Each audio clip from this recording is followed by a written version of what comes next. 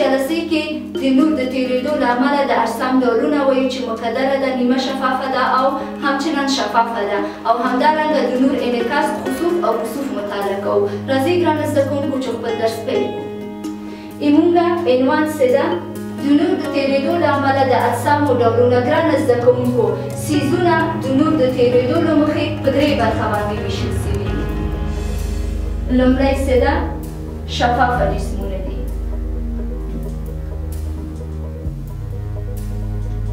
شفافه جسمونه دي. دوهم څه ده؟ نیمه شفافه جسمونه دي. نیمه شفافه جسمونه دي. دریم څه ده؟ مقدره یا تیاره جسمونه دي. مقدره یا تیاره جسمونه دي. ګرانو زده کوونکو، شفافه جسمونه. اول راځو په شفافه جسمونو باندې. شفافه جسمونو هغه جسمونو ته ویل کېږي چې د لیدلو وړ نور په اسانۍ سره تېرېږي، لکه هوا. هوا خپله سیدي یو شفافه جسم ده، یعنی هغه هوا چې ګرد و غبار ولري هغه نه ښیمه، هغه هوا چې صافه وي، یعنی صافه هوا څه ده؟ دا هم یو شفافه محیط ده، یو شفافه جسم ده چې نور ورڅخه ډېره په اسانۍ باندې خپرېږي یا تېرېږي. اوبه څه پاکې یا خټه اوبه نه ښیم، پاکه اوبه سي. همدارنګه تیږې، همدارنګه سږي، دا هم څه دي؟ یعنی تنفس کول شفافه جسم دي چې نور کولی شي چې په ډېره اسانۍ باندې د دغه جسمونو څخه تېر شي، نو ځکه دغه جسمونو ته موږ شفافه جسمونه وایو، لکه هوا او اوبه. راځو اوس په نیمه شفافه جسمونو.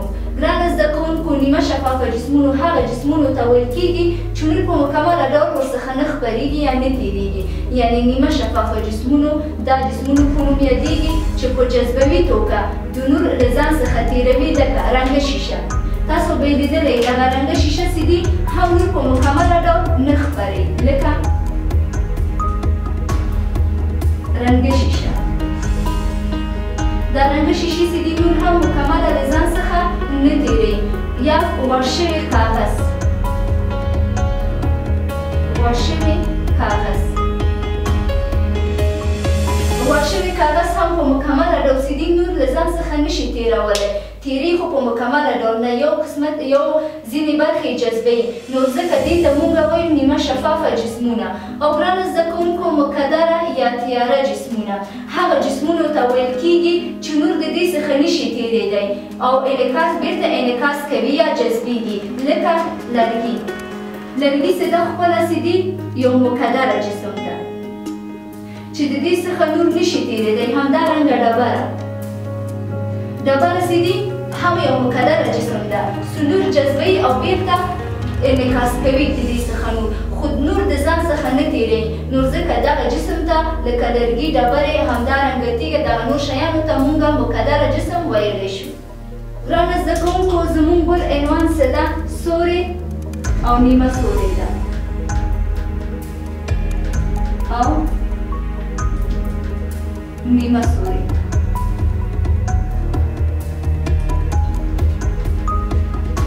ګرانو زده کوونکو، کله چې موږ یو تیاره شی د یو کوچنۍ نور سرچینې مخې ته کېږدو، د هغې شاته یو تیاره او یونیفورم اغېز رامنځته کېږي چې مبدعي سوری بلل کېږي. او کله چې یو کثافته شی یا یو کثیفه شی د نور د یوې لویې سرچینې مخې ته کېږدو، یعنې کېښودل شي، جوړه شوې سوري په بشپړه توګه یو شان نه وي او نور د سوري ځینې برخو ته رسېږي، نو د هغه په شاوخوا کې یو مرکزي مبدعي سوري او نیمه سوري ویل کېږي. اوس راځو ګرانو زده کوونکو، د سپوږمۍ نیونه او لمر نیونه څه دې ته موږ په عامه اصطلاح کې خسوف او کسوف ویل. خسوف او کسوف. کسوف ویل. ګرانو زده کوونکو، لکه څرنګه چې تاسو پوهېږئ، سپوږمۍ او لمر نیونه پیښه د وریځو د جسمونو تر شا د سوري رامنځته کېدو پورې اړه لري. لکه څنګه چې تاسو پوهېږئ، ځمکه د لمر شاوخوا ګرځي او سپوږمۍ د ځمکې شاوخوا ګرځي. د سپوږمۍ د تندر نیولو په پیښه کې ځمکه د سپوږمۍ او لمر ترمنځ ایښودل کېږي یا قرار نیسي او د ځمکې سوري پر سپوږمۍ راښکته کېږي او د سپوږمۍ خسوف رامنځته کیږي. یعنی خسوف د سپوږمۍ نیولو مرحله ته ویل کیږي. دا پیښه د شپې لخوا لیدل کیږي. لمر نیونه هغه وخت رامنځته کیږي کله چې سپوږمۍ د ځمکې او د لمر ترمنځ قرار ونیسي او د سپوږمۍ سیوری په ځمکه راښکته کیږي. دې ته د لمر کسوف ویل کیږي چې بشپړه یا جزئي ډول یعنی کیدای شي چې د سپوږمۍ نیونه یا لمر نیونه چې خسوف او کسوف ورته مونږ وایو، کیدای شي چې په جزئي ډول کیدای شي چې په مکمله ډول. مونږ بل عنوان چې دی ګرانه زده کوونکو د نور انعکاس دی. په دې معنا چې نور څرنګه انعکاس کوي. ګرانه زده کوونکو د نور انعکاس د روښنایي انعکاس له یوې تیاره او پاله شوې سطحې څخه منظم یا غیر منظم کیدای شي په دې پورې اړه ولري چې آیا انعکاس سطح منظم دی یا نه. د منظمه انعکاس په پیله کې یو روښانه او منظمه تصویر رامنځته کیږي. تاسو ښه ځیر شئ ګرانه زده کوونکو، که موږ یو سطحه ولرو، د مثال په ډول دا یو سطحه ده، موږ یو سطحه لرو خو په دا سطحه چې دي منظمه سطحه ده. کله چې په دې منظمه سطحه باندې یو شعاع یا نور په دې باندې وارد شي لکه د سطحه په مخ باندې ولګېدله، دا موږ وارده شوې شعاع ده، وارده شوې شعاع ده. یعنی کله چې یو اشعه یا شعاع وارد شي په یو منظمه سطحه باندې د دې چې بیرته انعکاس کوي په دې شکل باندې بیرته پورته خواته انعکاس کوي چې دې ته موږ انعکاس نور وایو یا د نور انعکاس ورته وایو. د نور یا د اشعه انعکاس ورته ویلی شو.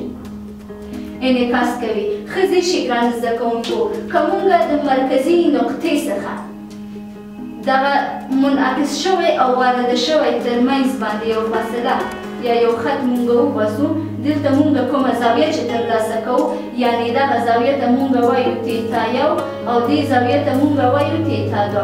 یعنې د دواړو ترمنځ دغه زاویې چې دي مساوي دي. دا خپله یو منظمه جسم ده چې دې ته مونږ سطحه وایو، یعنې همواره سطحه. یعنې همواره سطحه څه اوسي؟ ګرانه زده کوونکو ښه ځیر شئ، دلته مونږ شعاع یا نور واردوو په یو منظم او شفافه جسم باندې بیرته انعکاس کوي چې دې ته د نور انعکاس مونږ وایو. ښه شکل ته ځیر شئ، ګوره نور مونږ وارده کړله، نور بیرته انعکاس وکړل، همدغه د نور انعکاس ته د نور انعکاس ویل کیږي. د دوه شعاع ترمنځ مونږ یو خط باسو چې دغه دوه زاویه مونږ ترلاسه کوو چې یو ته وایي دلتا یو او بل ته وایي دلتا دوه. یعنې دلتا یو او دلتا دوه زاویې چې دي یو بل سره مساوي دي. همدارنګه دغه شعاع چې وارد شوی ده په همواره جسم باندې وارد شوي دي. ګرانه زده کوونکو، د انعکاس قوانین. انعکاس دوه قانون لري. اول د پیښې وړ وړانګې انعکاس شوې شعاع او نور کرښه په یو الوتکه یا سطحه کې موقعیت لري. لکه دغه شکل ته تاسو وګورئ، په یو سطحه کې موقعیت لري. انعکاس یې وکړله، بیرته وارده شوه او انعکاس شوه، دواړه په یو سطحه کې قرار لري. دوهمه قانون د پیښو زاویه انعکاس زاویه سره مساوي ده. یعنې دلته مثال فرض کوو چې مونږ کومه شعاع چې وارده کړې ده دې ته ای وایو، کومه شعاع چې بیرته انعکاس شوی دې ته ای زبر وایو. یعنې کومه شعاع چې مونږ وارد کړې ده ای وارده شوه ده مساوي ده ای زبر سره چې څومره شعاع بیرته منعکس شوي دي. ګرانه زده کوونکو، دا و زموږ د فیزیک نننۍ جلسه تر بله جلسې پورې چې زه ستاسو په خدمت کې حاضرېږم. تاسو الله پاک ته سپارم. ښه وخت د خدای پامان.